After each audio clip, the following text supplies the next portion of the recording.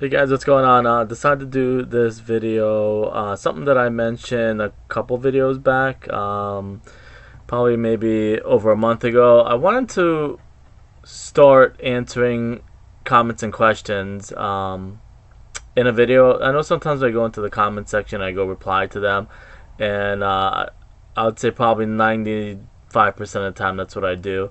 Uh, Sometimes on Instagram or Twitter, I'll answer questions also that people have.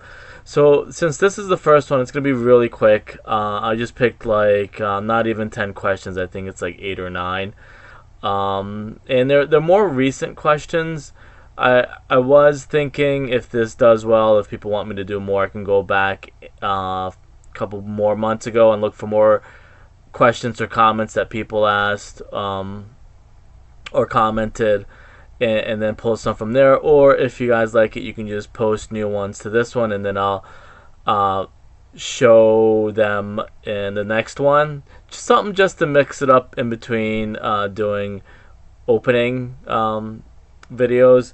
So the first question I want to start with is the most common one that a lot of people might get asked, and it's, are you willing to sell or trade? Now, I've answered this a couple times, maybe in comments section or like I said on Instagram in private in DMs. But I wanted to kind of just clarify. Selling it, I do once in a while I do have an eBay account and I do put some on there. The problem that I run into is that I try and I'll be 100% honest. I try and put the shipping costs, mailing it out, and add a little bit extra for the packaging. The problem is most people are willing to buy, or it seems like they only want to buy stuff on eBay if it's like $1 or less than $1. Like they're looking to buy cards for probably like 25 cents. And I'm talking about like even short printed cards. People want to get a really good deal on eBay.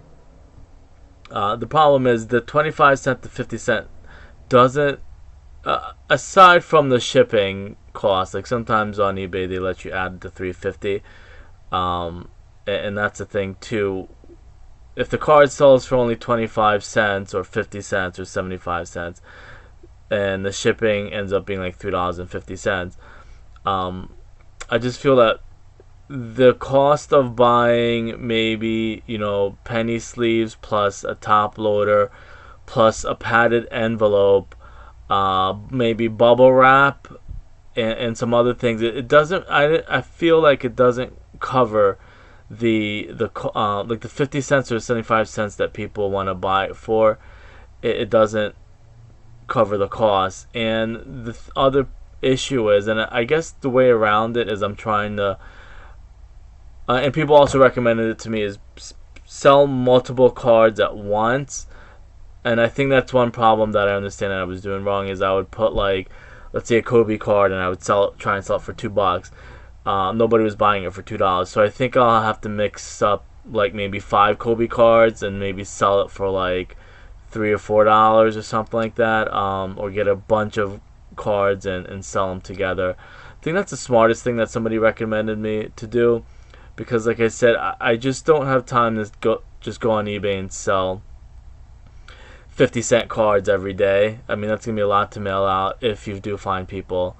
So I think I'm going to try and do lots, maybe teams or players, or just maybe from Panini Status, Prism, Select, whatever, group them all together. So I was thinking about doing that to help get rid of them. And the second part to the question is about trades. Same thing with trading. I would only want to trade by putting it maybe in, unless it's a really expensive card, by putting it in a white envelope. And it's just the same thing. It's just a lot of people would be interested in it. I understand, but the cost of doing trades. I mean, I tell everyone I have a lot of cards, unless I come across someone that has a really nice card that I'm interested in.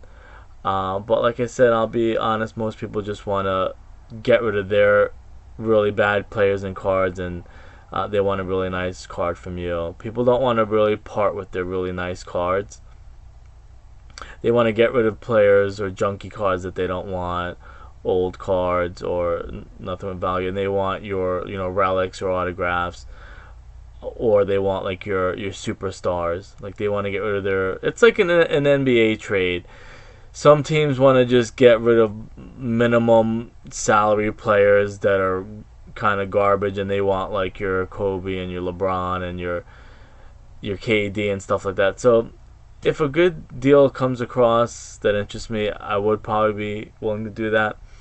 But to answer Kevin Share's question, it's kind of like a case by case basis. I would have to look at it. But overall, I try and sell on eBay something that has some value, because like I said again, if I go and sell just like 50-cent cards, 25-cent cards, I would end up losing so much money in the long run, because I would put it in a nice envelope, or and then it's all the other tough part, and I'm gonna wrap it up, is claims. Is like on eBay, people are gonna claim that they didn't get it, and they're gonna I'm not just gonna say everybody's gonna do that, but like they wait for you to mail it to them, then they go to eBay and say that they never got the card, and then they keep their money, and then they keep your card. So I'm always iffy about scams and stuff like that. But I do need to put some on eBay just to get some extra cash and see how it goes. I like to test the market, I guess is how I would say it, as far as selling cards. And as far as trades, I would have to see what card somebody's willing to give me. Like they want to get rid of their... And the thing is, I try to hold on to rookie cards. That's the other thing, too. Unless I have a lot of extras, or it's a rookie card for somebody who went in the third round, but I try and hold on to really good players and the rookie cards. People aren't going to like these answers, but I'm just being honest.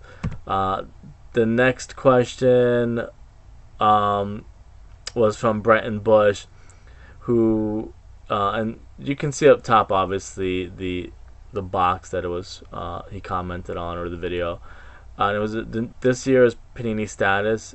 You can get signatures and autographs in it. It's kind of rare. I just kind of assume I'm always... See, when I open retail, I just assume that I want to get a really good relic for a player that... Sorry, I'm just going to turn off my phone so that doesn't happen again. For a player that a relic for a player that I like from the 90s or 2000s. I just always assume I'm going to get a relic, and you really should. I think you just should go by, is it going to be a player that you like, a team that you like. I wouldn't buy it for $20 and just think that you have a chance of getting an autograph. I mean, they do put it in there, and they put really nice autographs I've seen, especially in last year's status. But I would probably just bank on you're going to get a relic, and if you get an autograph, that's a sweet bonus. And it also depends on how many you buy. It's like anything, the odds will be in your favor. Let's say an autograph, which it's not. It's like, let's say an autograph was like 1 in 10 boxes. You buy 10 boxes, you're going to have a great chance of getting an autograph, or 2 autographs, or maybe even 3. So if you only buy 1 every like 2 months, you're probably not going to hit an autograph unless you get really lucky. So that's how I would sum it up, is just if you can afford to buy a couple of them. Some people buy cartons of blaster boxes, or if you want to spend more money and do a hobby box, you guaranteed autographs and a lot of those. And just in case I don't answer these how you wanted me to, you can always ask another question, whoever. This one was from when I did Panini Dunk National Treasures. I paid like $10 for a pack, and the digital cards, and those are doing really well. I'm actually really happy with Panini Dunk. I think they might focus more on Panini Blitz though, because I've seen that Panini Dunk isn't getting a lot of products like I remember it used to get. They would come out with new products almost every week on Panini Dunk. I'm kind of getting bored of it, Panini Dunk, because I think I'm seeing the same stuff over and over. I do want to reinstall Panini Blitz and check it out. And I tell everyone I try and keep it all the same, all across the board, like my name. So it would be FTJ Gaming. Usually on YouTube, Instagram, Panini Blitz, Panini Dunk, Instagram, Twitter. So if you're ever looking for me, maybe I'll do it since the season's coming up. Maybe I'll reinstall it maybe tomorrow and do a Panini Blitz video. But I will look for your name when I reinstall it. And I have an older phone, and because I do a lot of videos, there's not a lot of memory on my phone, so I have to clear out a lot of space before I start putting new apps or maybe delete some old apps. But I do intend on doing Panini Blitz again. Lior Greenfield asked, does your Target have a big card selection? It does, and depending which one I go to, and I'll be 100% honest, if you go to an affluent area or town, which means people who make a lot of money and can afford to buy cards, the shelves are usually pretty empty. If I go to a Target or Walmart that's maybe in a not so rich town or area, I think the shelves are stocked a little bit more because, as people know and people say, it's an expensive hobby. It's $20. The minimum usually $20. When you go to Target, you're gonna spend it for a blast box. I have been doing more of the Fairfield products. Those 3-point boxes for $15 are doing a lot better for a lot of people than buying a Panini blaster box. And I do save my money for Panini, maybe like Prism, Optic, some of the higher end stuff that has really nice cards. I think I mainly do basketball, obviously, some baseball, some wrestling.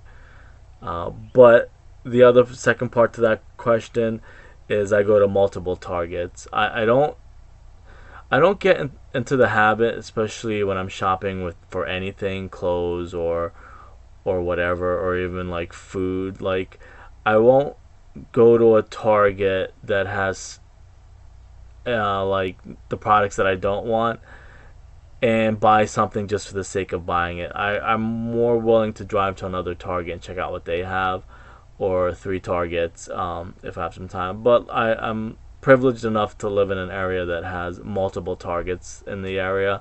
They're all about maybe like 15 minutes apart, so the most I would drive would be like 3 Targets or something like that. So I don't, like I said, I don't want to just go and buy something and leave with something I'm not happy with. Or the only thing I would be willing to do is try something new. But I wouldn't just go to a Target that doesn't have a big selection and just buy something for the sake of it. I'm willing to drive to another Target, but I am older and I can drive wherever I want. And like I said, they're all pretty much close by. Worst case, I would hit up a Walmart afterwards and check out what they have.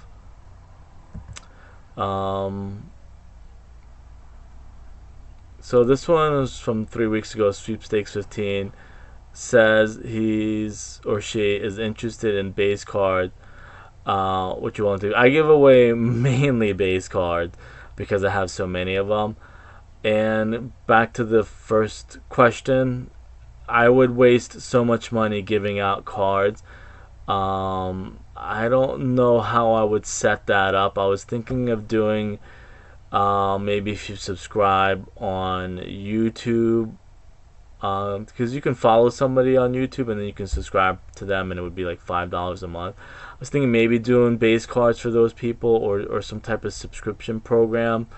I can't think of the other one. Or maybe on Instagram or Twitter, do some giveaways there for base cards. And that's the only thing I can think of. But I do mainly give away base cards. I don't just give it because I get a lot of people that ask and it's going to cost a lot of money. Why NBA Live? Because, and this is from a week ago, Desla. Why NBA Live? Because the 2K servers in my area are terrible. I know it gets into the argument of is it the server on 2K or is it your internet?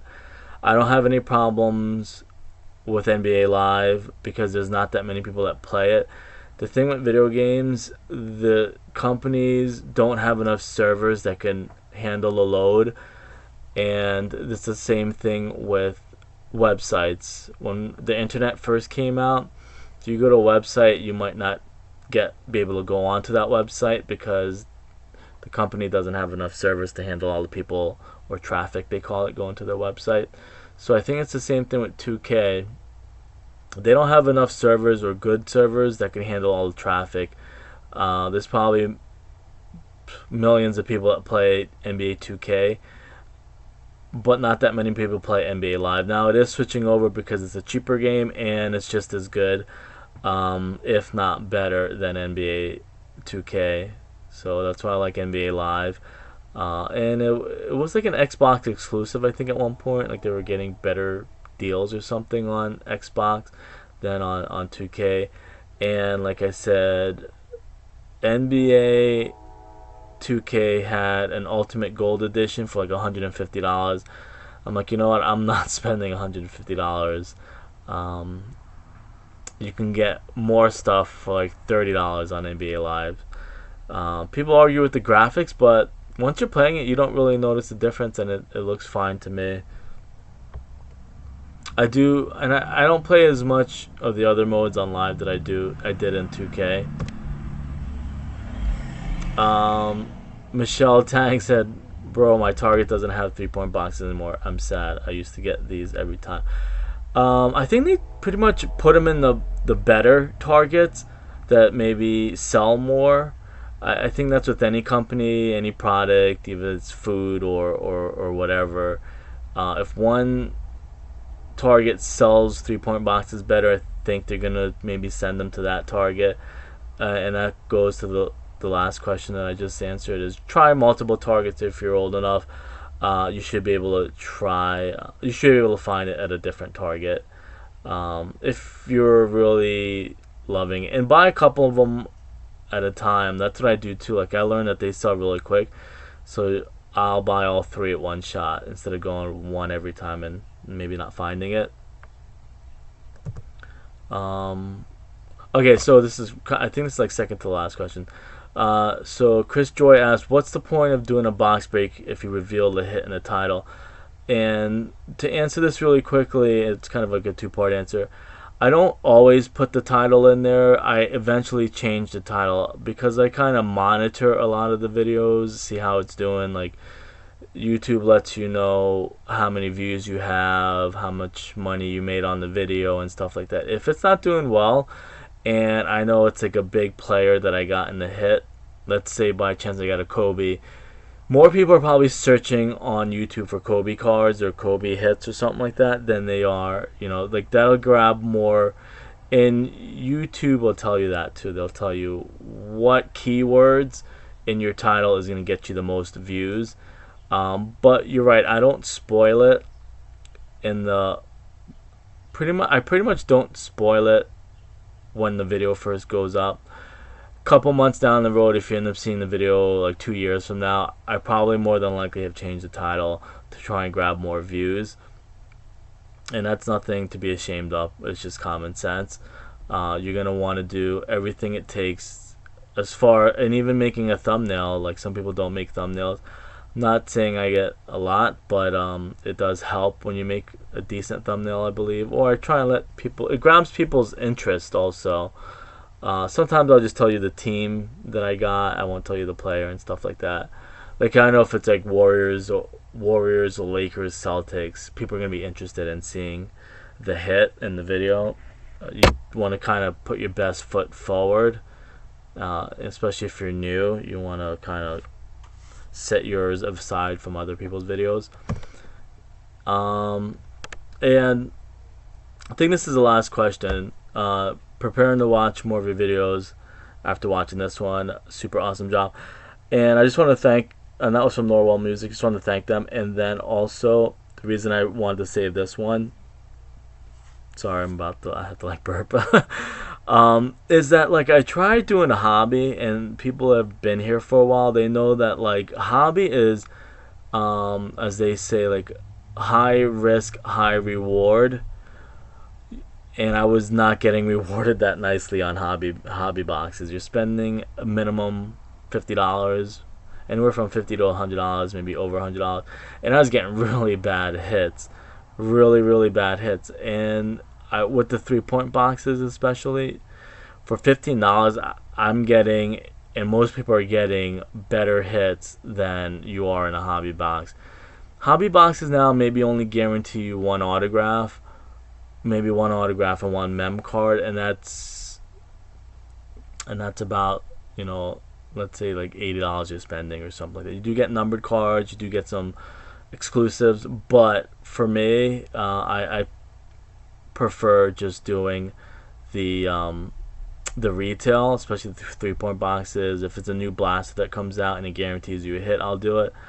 And that's kind of the formula I'm kind of sticking to, is just do retail and trying to be smart about the videos. The 3 point boxes, every time I see them I grab them, and I hate to keep saying that. And I'm trying to do more of the Fairfield products, because those are actually pretty nice. I did the 75 card box. I got like I said, that was $5. I got a bonus autograph and some really nice nostalgic cards. But that's kind of what I've been sticking to, is just blaster boxes, guaranteed hits, buying a couple of them, and the 3 point boxes. Do other sports. Sometimes I'll try, like I said, baseball, football, and that's pretty much it. So that'll wrap it up. If you have any questions or comments, just let me know. I'll try and include it in the next one. I'll see you guys later. My throat's all dry now. Alright, I'll see you guys.